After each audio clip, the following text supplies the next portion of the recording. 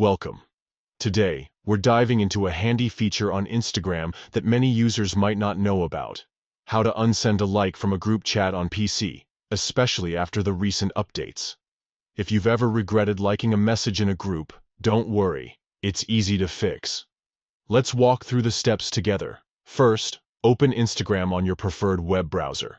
Make sure you're logged into your account so you can access your messages seamlessly.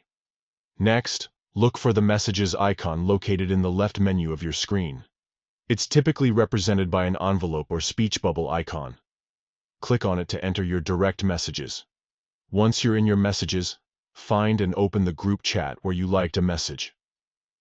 This will allow you to see all the interactions within that group.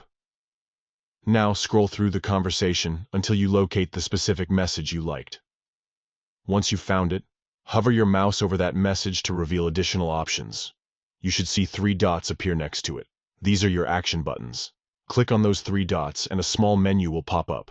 From this menu, select Unsend.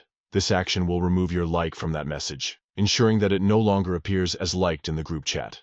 And there you have it. By following these simple steps, you can easily unsend a like from any group conversation on Instagram using your PC.